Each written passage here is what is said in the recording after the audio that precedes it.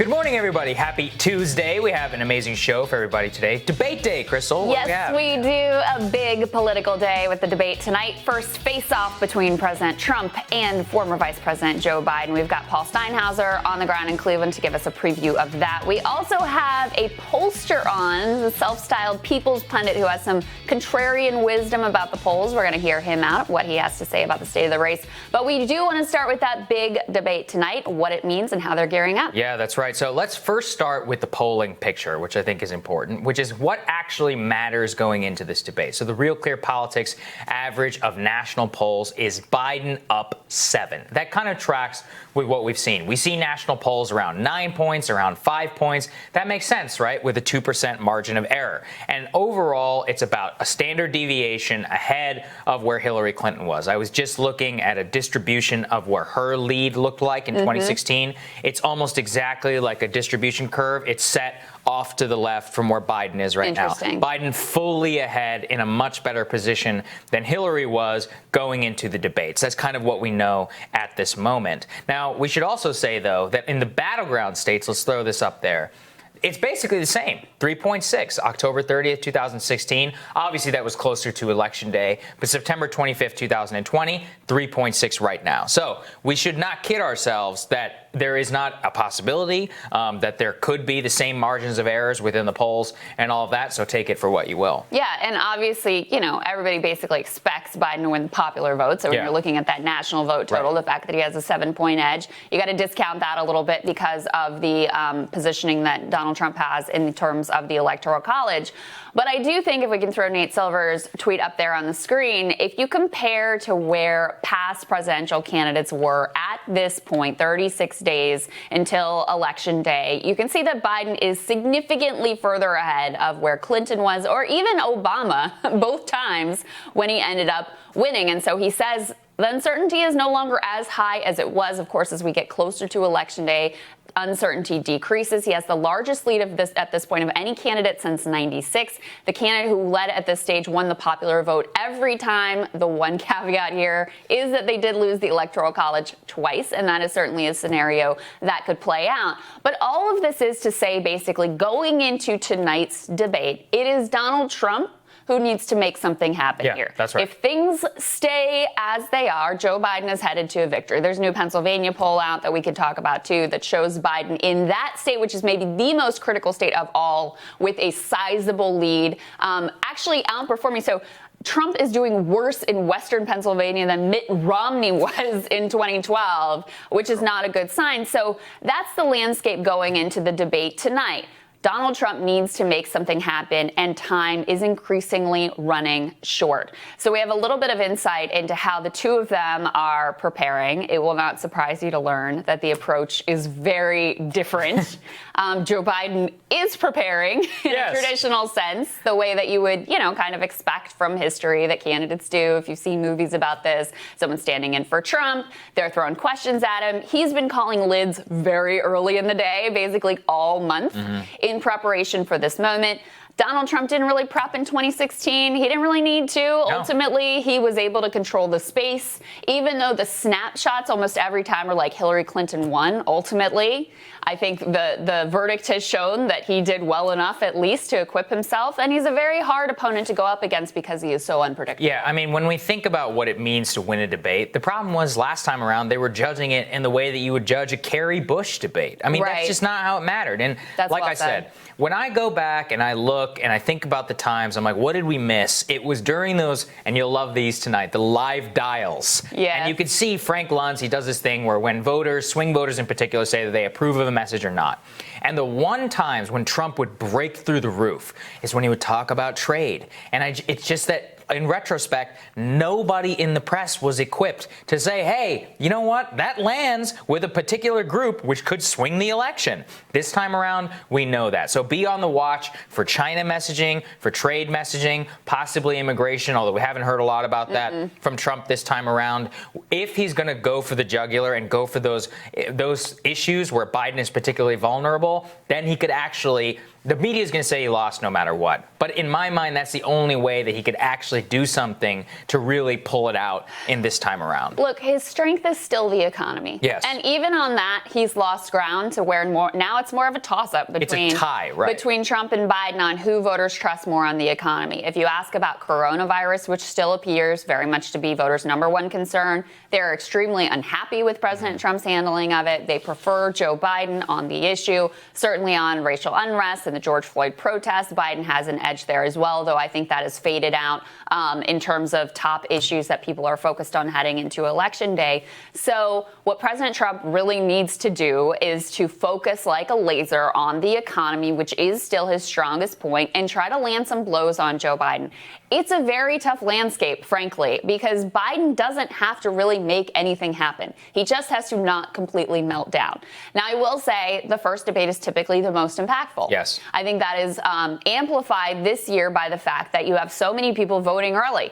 I was looking at numbers yesterday. Already 1 million voters have cast their ballots in this election. So compare that to 2016. At this time in 2016, only 9,500 voters had cast their ballots. So it is a radically different timeline and landscape. Now, likely those voters are people who were minds made up, unmovable, the hardest core partisans, very unlikely that in terms of, additional voters or people who are undecided, they're unlikely to be among that million who have already cast their ballots. But it just shows you how short the time is at this point.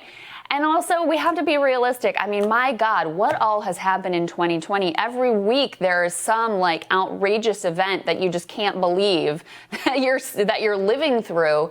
And yet it's fundamentally changed the dynamics of the race very, very little. The biggest shifts we've seen are basically among seniors and white voters in particular, white seniors who, because of coronavirus, have moved to Biden.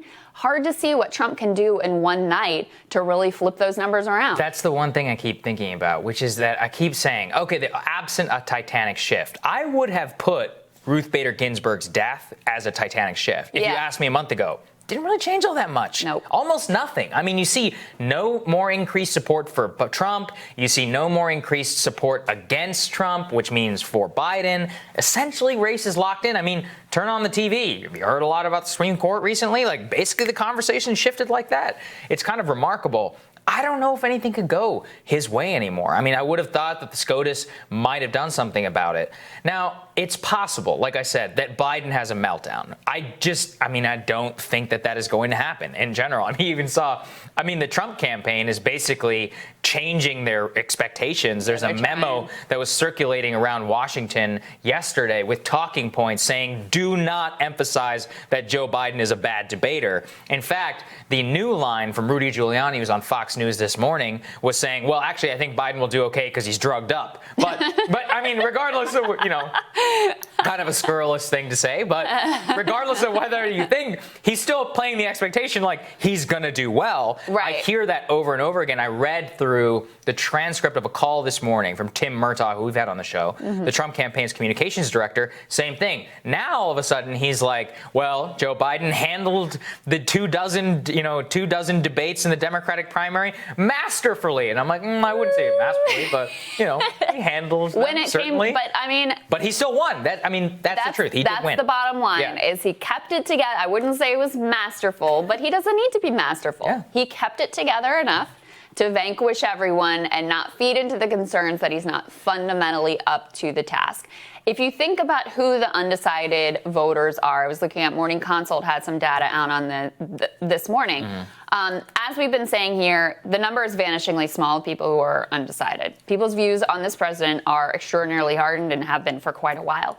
The largest undecided group is actually Latinos. Wow. There's 23% of Latinos who are still undecided. So if you think about who you want to aim your pitch towards, that is the group that the president really needs to go after, who are still potentially gettable. Now, that indicates a different potential electoral path than what he had last time around. But that's where he's got where he has some potential room to grow, where that economic message could potentially land, and maybe he could make some inroads. But I think we're both pretty skeptical that these debates are really going to move the needle. I mean, if RBG's death and mass nationwide unrest and everything that we've seen in 2020 has like barely moved the needle, hard to imagine a debate tonight is going to. But then again, you never know. Of course, the debate moderator tonight is Fox News' Chris Wallace, someone who has a lot of respect, I believe, on both sides of the aisle, who has a reputation for being a tough questioner, regardless of whether he's up against a Democrat or Republican. I will say Joe Biden has not put himself in the line of fire very often. He hasn't at all. He's not particularly practiced recently in terms of taking hostile questions from the press.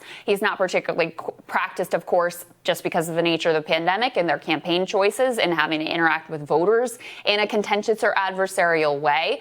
I do remember back in 2012, Barack Obama, who of course always kind of got the love fest from the press and got used to being in this kind of like happy, cosseted bubble. The first time that he had to go out on the debate stage, and was a very incredibly skilled and talented and smart person, was kind of, fell flat. He flubbed it completely.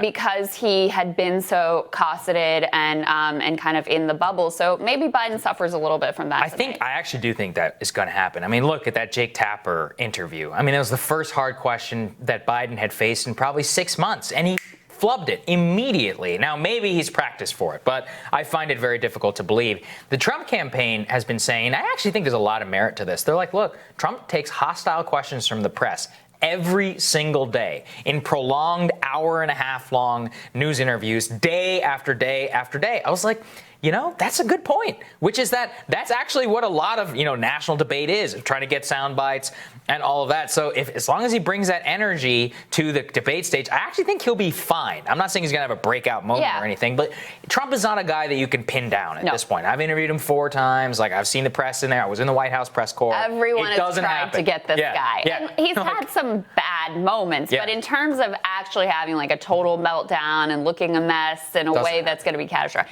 I would be stunned if that happened with Trump. I'd be less stunned if it happened with Biden, but frankly, I'd be surprised. I mean, this is a guy who's been in public life for 40 years. Yes, he's not the man that he quite was maybe 8 years ago, but there's still so much experience and practice and muscle memory there that for one night to be able to have a strong enough performance for a couple of hours, I think Joe Biden can pull that off. No, I think that's right. And one last thing, thank God, Chris Wallace says there will be no live fact-checking during this debate. All of the CNN people were outraged by this.